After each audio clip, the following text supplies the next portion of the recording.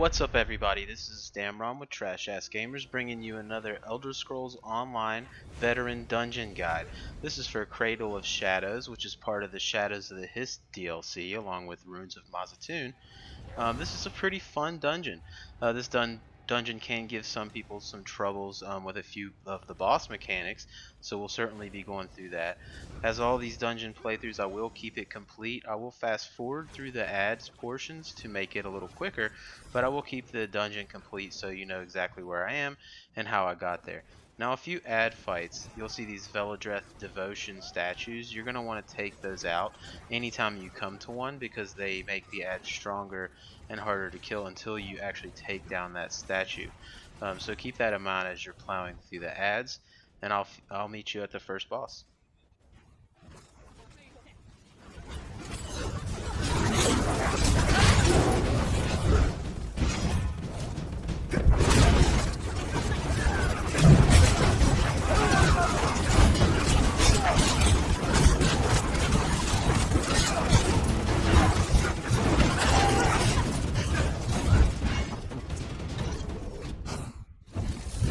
Alright, so we're entering the spider caves, and what to note about this is these braziers throughout the tunnel.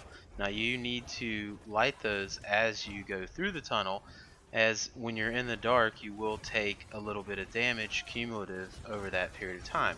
And the spiders that are throughout the cavern cannot take damage in the dark. They actually need to be in the brazier's light to take damage, and that'll be true as well for this boss coming up here.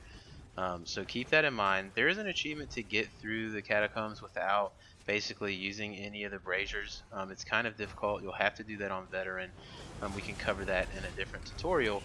But basically you're going to need pretty strong heals throughout that and just take off. So here we go on the boss here.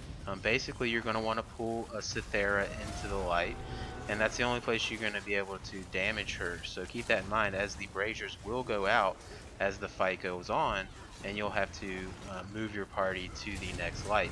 Now, as long as the tank holds aggro of her, you're not going to have too much problem. She'll do the heavy and light attacks on him, and the direction that she's facing, she will shoot this kind of lightning attack out that goes straight from the direction that she's facing. So the tank definitely wants to hold her facing away from the DPS and the healer. As long as you do that, she's not going to give you too much trouble. The only mechanic is making sure that you have her in the light in order to damage her. She also will drop a little AoE, which you can see right there. It'll stay on the ground for a decent amount of time, but it's not too deadly. And she'll also spawn an AoE lightning strike on an enemy, and that will essentially hurt any of your teammates that are within that AoE as well. So I made the mistake of not going to the next light here, and that can show you the damage and your slowed movement speed in the dark.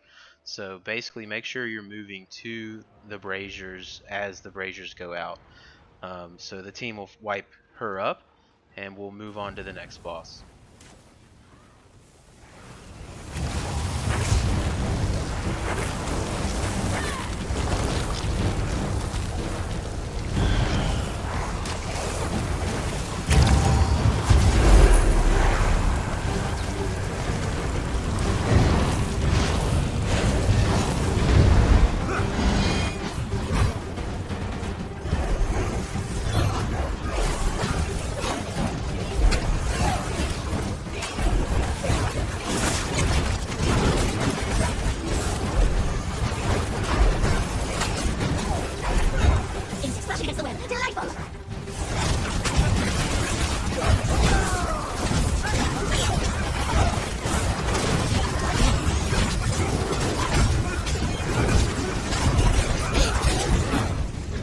Alright, so the next boss that we're going to come to can give people some trouble.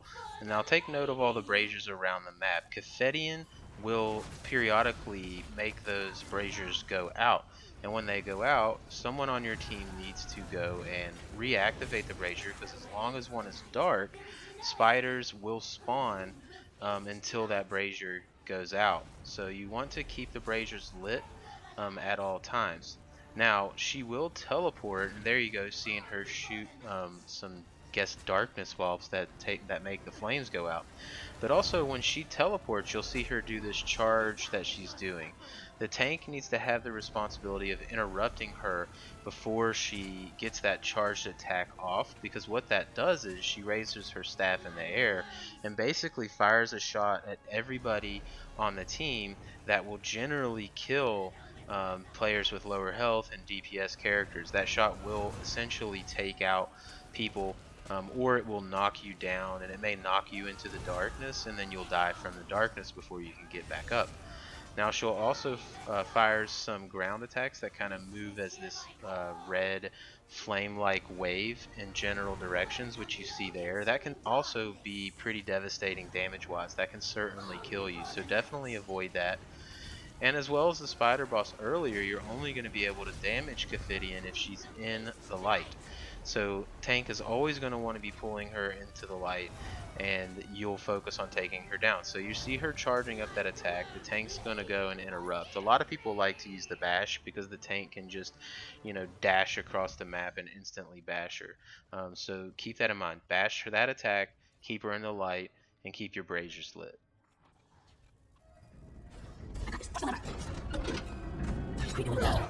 Sorry, I can't stand these things. Spiders. They attack as soon as you left. They must be coming track. Please lock the doors open now. Go ahead, I'll hang back just in case we get more visitors. Super great.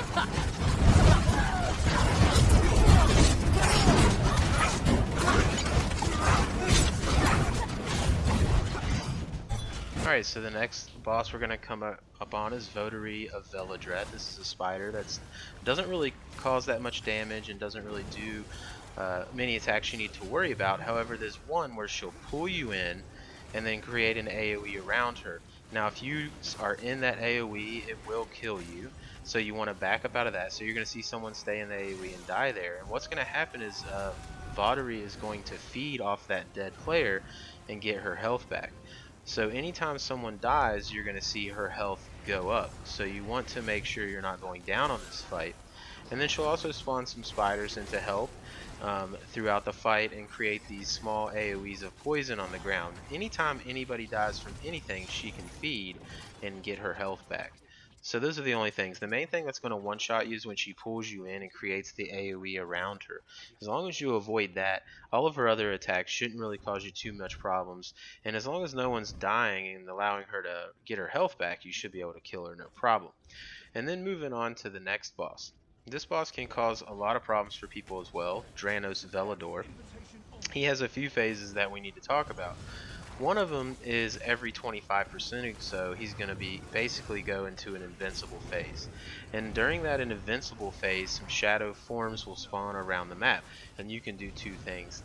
First off, we're going to want to stay at this door for the entirety of the fight, which I'll discuss later. But here's his invincible phase. Two things: you can either have the tank stay there with him, and the other players can go around the map and kill these essences of Dranos, and once you kill all of them, he will be able to take damage again. The better way to do it, which the tank didn't do, or I maybe understand, is actually he can bash around to the essences of Dranos, and Dranos will follow the tank, and when he gets onto the essences, he will actually instantly kill them. So the tank can actually run around the room and then come back to the door, and the DPS can just stay here and dodge the attacks that are coming from the statue, which you can see. So those are those large AoEs that are hitting the ground, are basically shots from that statue right in the middle. It shoots these large AoEs, and if you're in that as a DPS, when it hits the ground, it will most likely kill you. Sometimes the tank can survive that, but that's generally a one-shot death for most players. So keep that in mind. The first phase it'll fire one shot, and now you're seeing two, and then in the third phase it'll fire basically those waveform red flames in all directions. The other thing is, you saw there, is every once in a while a player will get chained, and there'll be two essences that are basically shooting a light at that player. Any of the other players need to interrupt those two guys before the player that's chained on the ground will instantly die. So that's something you really need to pay attention to. Anytime that they spawn, bash and take them down. So now we're in the final phase, and you can see the statue is shooting those flames. And the reason we want to stay at this door is because we're maximizing our distance from those attacks, and we can make sure that we're not getting hit by those.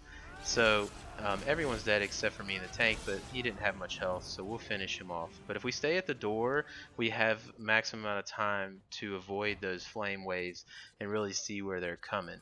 If you're in the middle of the map, they can pretty much spawn right on you and really cause you a lot of problems. So stay back at the door. But overall, those are the mechanics of that fight. And if you're having any difficulty, just feel free to rewind and listen to it again, because I know there's a lot there, and I'm trying to cover it pretty quickly. So let's move on, and we'll meet at the last boss.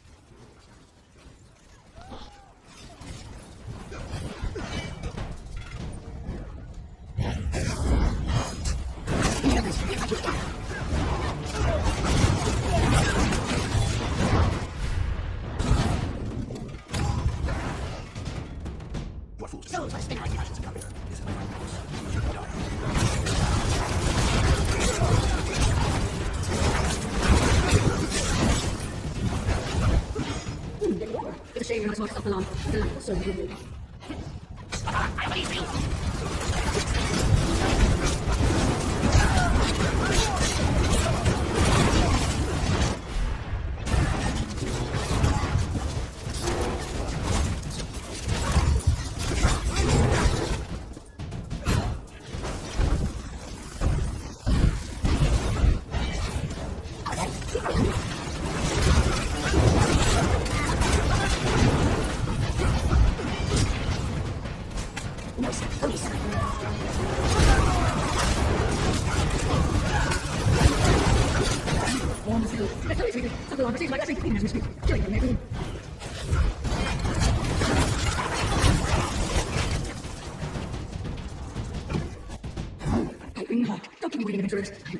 Alright, so we're approaching Veldreth, the final boss of the game, so we're going to want to make sure we desecrate the Altar of Adoration to go into hard mode, and basically that's going to give her more health. Now you're going to see the map. I'm going to place a marker in the middle arena, and that's going to make more sense later when we go into the catacombs, which I'll discuss. So this fight has a lot of mechanics that we need to talk about. So first off, whenever she will pull you in and basically devour your ultimate. So if you ever have your ultimate, just go ahead and shoot it off, or basically she will pull you in and take it away from you anyway. Now, the heavy attacks and the light attacks from her can cause quite a bit of damage, so the tank really needs to maintain aggro this fight, because if the DPS gets that aggro, they can really die in one hit from Veldreth, so she's pretty strong in that regard. And then she'll also spawn these spores throughout the map that you're seeing here, which are red right now. Now they can be red, green, or blue, and that correlates to the type of damage that it does. The red spores cause health, the green cause stamina, and the blue cause magicka. And if you hit one of those spores, it's going to take away that particular resource from you. And then she'll spawn some ads throughout the fight, and two of them are going to be XxDAMROnxx, some flesh XxDAMROnxx, and you need to take them down, and they're going to have a little light that you can pick up with your synergy. And the reason is that periodically she's going to take you into the catacombs, and that light is going to keep you safe from the darkness. Now that marker that we put in the center of the map now is up top, so I know if I'm on the northern catacombs or the southern catacombs, which will give me the direction that I need to go. And there's 3 doors that you're going to be looking for to go through, and in hard mode only one of them will be open. We got a little bit lucky there, and it was the first door we ran to. And the person with the light can see the traps, which you see here on the ground. The ones that are highlighted with the red will cause spikes to come out of the ground, and the ones without the red will not. And the spikes will obviously do a little bit of damage and slow you down. Now when you get back to Veldreth, you really want ideally both sides to jump in at the same time. And then once you get back in, we're right back into this fight. So you see she's eating me there and basically devouring my ultimate, which we talked about earlier. And now the spores are green, so they're going to take stamina away from anybody that they hit. So the catacombs, that's going to happen to you twice. And the person that has the light does not want to sprint. You want to just run a normal pace and make your way through the dungeon or the catacombs. And the reason for that is the player without the light needs to keep up with you and may get hit, and you want that player to be able to sprint to catch up to the person with the light if should they ever fall away. So you're going to see me grab the light here, which is already around me, for the next trip to the catacombs. And throughout this whole fight, there also will be a couple additional ads that spawn in. You're going to want to take those down as much as you can as well, because they can cause the tank some problems by taking damage from them and Veldreth at the same time. So keep your AoEs up and keep smashing. So here we go back to the catacombs one more time. And you're going to see that I do not sprint. Okay, I'm just going to take a normal pace and allow the person behind me to sprint to catch up if ever necessary. And again, we're going to try to avoid the red circles, which you see here. He stepped on one. It causes spikes to come up, which slow you down and cause damage. So here's what happens if you get to a closed door. Just immediately turn around and look for the next door, and our waypoint will again make sure that we're going in the right direction and heading back to Veldreth. So we come up here, our door's open, and we're moving forward. So just make sure, again, you see how I'm not sprinting. I'm just running a normal pace and allowing the person without the light to stay with me and sprint to catch up if ever needed, because sometimes they can get stunned or anything by the enemies behind. So let them do the sprinting. You have the light. Just take your time. So here we go. That's the last time that you get banished to the catacombs. So the other thing that you need to know about this fight is sometimes she will say, don't move a muscle. And that's going to happen up here. When she says that, she's going to go to the top of the ceiling. And I'm actually going to show you what happens if you mess this up. She's going to go up to the ceiling, and you're going to have a little AoE underneath your feet. And if you move at all, you will instantly die. Or basically, the tank may survive it. But you're going to see what happens. I move a little bit too early. Boom, a spike comes up and kills me. So whenever she says don't move the muscle, do not move. And then when the little AoE goes away, you have to roll dodge forward to avoid another damage that will come from the ceiling. So we got a little tripped up right here, but we do recover. And those are really the only mechanics that are in the level. So hopefully I've covered everything and makes this fight make a little more sense to you. It is a difficult fight. I will be fair. She has quite a bit of health. Her attacks can do a lot of damage. The spores are numerous and can really lower your resources pretty quickly if you're not paying attention. So this is a difficult fight. Just bear with it and you'll be able to finish her off. So we're going to execute her, and we'll talk about the monster set at the end.